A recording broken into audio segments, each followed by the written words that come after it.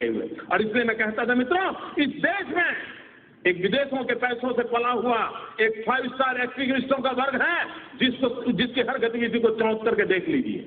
उनका काम यही होता है, कोई भी घटना घटे तो आतंकवादियों को बौद्धिक प्रोटेक्शन के लिए वो मैदान में उतर आते हैं, नई नई मनगढ़ंत स्टोरियां गढ़ाते हैं, नए नए तर्क देते हैं और आतंकवाद के खिलाफ अगर किसी ने आवाज उठाई, वो जैसे देश का दुश्मन है, कॉम्बिनर है, हिटलर है, न जाने कौन कौन से डिक्शनरी के शब्द हैं, उसको निकाल के आते हैं। मित्रों, वो डरते हैं जो अपनी छवि के लिए मरते हैं। मैं तो वो इंसान हूं जो हिंदुस्तान की छवि के लिए मरता हूं, मुझे मेरी छवि की परवाह नहीं।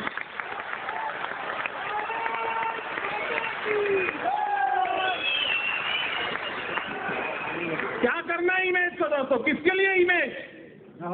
फुलमालाएं पहनने के लिए? मैं पत्थर खाने के लिए तैयार हूं अगर मैं मेरे देश के किसी नागरिक की रक्षा कर सकता हूं। नहीं है। और मित्रों, कैसी हरकतें हो रही हैं? आतंकवाद ऐसे नहीं बढ़ रहा है। आतंकवादियों के हौसले उतने बुलंद नहीं हैं जितने कि हम जितने रास्ते तैयार कर देते हैं जो आतंकवादियों को चलने काम आ रहे हैं। मुझे बताइए, गुजरात के अंदर एक इशरत जहान नाम की लड़की को, आतंकवादी लड़की को, हमारी पुलिस के साथ एनकाउंटर हो गया। अब उसको मार गिराया। आपको मालूम होगा, वो दिन याद कीजिए, सारे दुनिया के 5 स्टार एक्टिविस्ट मोदी पर टूट पड़े थे साहब कि एक नौजवान लड़की को मार दिया, निर्दोष लड़की को मार दिया, गोली से भून दिया। ये खुद आतंकवादी है, यहां तक चले गए। इतना ही नहीं मित्रों, इस प्रदेश के अंदर 5 स्टार एक्टिविस्ट, कुछ मीडिया के मित्रों ने उसे एक बहुत बड़ी शहीद के रूप में उसकी जनाजा निकाला था। चद्दर चढ़ाने चले गए थे, चद्दर चढ़ाने चले गए थे और एक पार्टी के नेता 1 लाख रुपया देकर के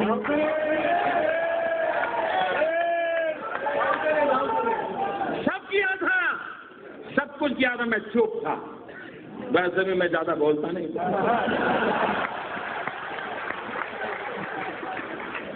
मैं सही जगह पर, सही भाषा में, सही समय पर बात करने का आदमी। सुबह शाम चीख कर अखबार की जगह खराब करने की मुझे आदत है।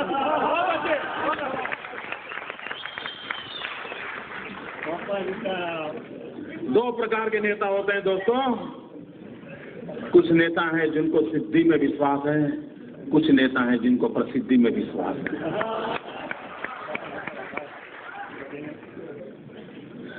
और जब 3 दिन के बाद ग्वाजा टाइम्स, जो लश्कर तोयबा का एक मुखपत्र है, उसने एक आर्टिकल लिखा, पाकिस्तान में आर्टिकल छपा कि हमें शान से गौरव हो रहा है कि इशरत जहान जैसे एक लड़की ने हमारे मकसद को पूरा करने के लिए अपने आप को बलि चढ़ा दिया। जब पाकिस्तान में, तब जाकर के चुप हो गए। फिर पता नहीं उनकी वो रिकॉर्ड की वो कैमरा वाली चीजें कहाँ चली गई, वो चद्दर चढ़ाने वाले कहाँ चले गए, सारा खो गए। चुप है 2 साल, इतने साल हो गए, चुप है, कोई पूछने वाला नहीं उनको। अगर मैंने ऐसी गलती की होती तो साहब मेरे बाल नोच लेते, मेरे बाल नोच लेते। इशरत जहान, मित्रों, अभी एक टीवी वाला बता रहा था कि किसी ने किसी लड़की को बम रखते देखा। मैं नहीं जानता उस सत्य क्या है। लड़कियों का उपयोग हुआ था। जिस दिन गुजरात ने इशरत जहान के एनकाउंटर में हत्या की, अगर महाराष्ट्र की पुलिस जाग जाती तो शायद ये लड़कियां बम रखने के लिए मैदान नहीं होती। लेकिन आपको परेशानी है, आपको निर्णय करने नहीं है, आप डरते हो।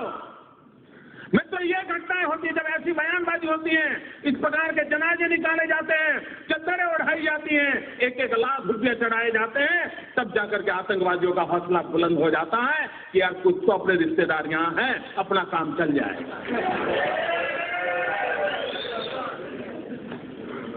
मित्रों, मैं हैरान हूं, कांग्रेस पार्टी क्या कर रही है। कोयम्बटूर के अंदर 98 में एक बम धमाका हुआ। चुनाव सभा में बम धमाका हुआ। अडवाणी जी उस सभा को संबोधित करने के लिए पहुंचने वाले थे। 58 लोग मारे गए, 58 लोग मौत के घाट उतार दिए गए, निर्दोष लोग मार दिए गए। वो सारे लोग जेल में हैं। लेकिन आपको जान करके हैरानी होगी मित्रों, केरल विधानसभा में वहां की सभी पार्टियों ने मिलकर के, वहां 2 पार्टियां प्रमुख हैं, कांग्रेस एंड कम्युनिस्ट, और बाकी उनके गठबंधन के साथी है, सबने सर्वसम्मति से एक प्रस्ताव पास किया कि 98 के केस में जो मुख्य गुनहगार मदनी करके जो जेल में है उसे जेल में से रिहा कर दिया जाए। क्या क्या समाचार देश को क्या संदेश देना चाहते आतंकवादियों को? केरल असेंबली ने और होली के दिन स्पेशल सत्र बुलाया था मित्रों, स्पेशल सत्र बुलाया था और उस सत्र के अंदर प्रस्ताव पारित किया है कि कोयंबटूर का जो मुख्य गुनहगार है उस गुनहगार को जेल से बरी कर दिया जाए। क्यों? क्योंकि वो चुनाव में उसको कैंडिडेट बनाना चाहते थे। क्यों देश को गुमराह कर रहे हो? और मैं देश के बुद्धिजीवियों को कहना चाहता हूं, क्या ये गुनाह नहीं है देश के साथ? क्यों उनका हिसाब नहीं मांगा जाता है? अगर मोदी गुनाह करता है तो आपको अधिकार है, और मैं सामने से कहता हूं अधिकार है, आप मेरी खाल उखाड़ लीजिए, लेकिन देश के हित में और लोग जो पाप कर रहे हैं उनसे भी तो देश को प्रशिक्षित कीजिए। क्या ये दायित्व नहीं है हमारा? मैं इन कलम के धनियों को कहना चाहता हूं, देश की ये मांग है मित्र। अभी आसाम के चुनाव हुए, आसाम के चुनाव के अंदर जिसने आसाम को लहूलुहान कर दिया वो उल्फा ओपनली कांग्रेस पार्टी को चुनाव जिताने के लिए समर्थन में मैदान में था। उल्फा जो आतंकवादी एक्टिविटी करता है, जो निर्दोषों को मारता है, किडनैप करता है, आप उसको चुनाव के अंदर आपका राजनीतिक फायदा हो रहा है, इससे उसका आप किस मुंह से आतंकवाद के खिलाफ लड़ोगे? मित्रों, बिहार में चुनाव हुआ, यूपीए का एक घटक दल वो चुनाव के अंदर एक मेहरबान को लेकर के चुनाव सभाओं में घूमते थे। क्यों घूमते थे?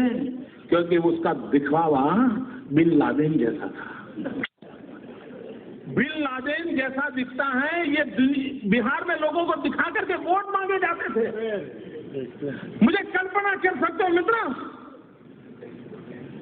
आज भी हिंदुस्तान में कोई रावण कितना ही शक्तिशाली क्यों न था, लेकिन कोई निकलता है रावण के नाम पर कुछ लेने के लिए। ये बिन लादेन को लेकर के निकलते हैं साहब, और बड़े गौरव से, और टीवी के मित्र भी बड़े शान से बताते थे कि ये देखिए बिल्कुल बिन लादेन जैसे दिखते हैं। पता नहीं उनका किस जन्म का रिश्ता है, मैं नहीं जानता। क्या ये देश की सेवा हो रही है? मित्र, मेरे भीतर एक आग है, इसलिए मैं बोल रहा हूं। मैं 200 लोगों की मौत देख नहीं सकता दोस्तों। ये मेरा राजनीति नहीं है, ये मेरी राष्ट्र नीति का हिस्सा है, और मित्रों मैं राजनीति के साथ आने दिया।